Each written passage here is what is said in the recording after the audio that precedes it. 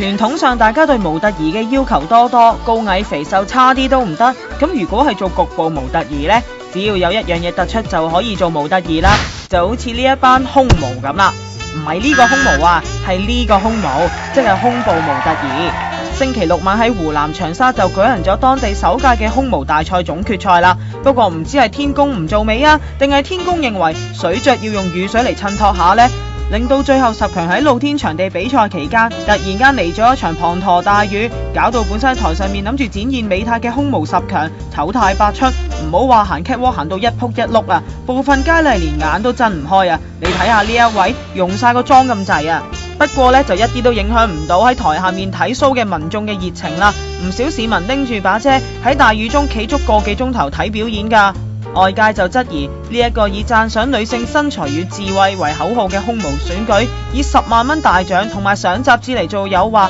令到選美呢2個字變質。而主辦單位就話啦，明白到受到傳統觀念嘅影響，一提起胸部選美，好多人都會面紅，而胸模呢一個職業亦都真係比較敏感，所以已經盡量營造一個健康嘅氛圍，俾啲選手比賽㗎啦。ONTV 東方電視記者姚詠欣報道。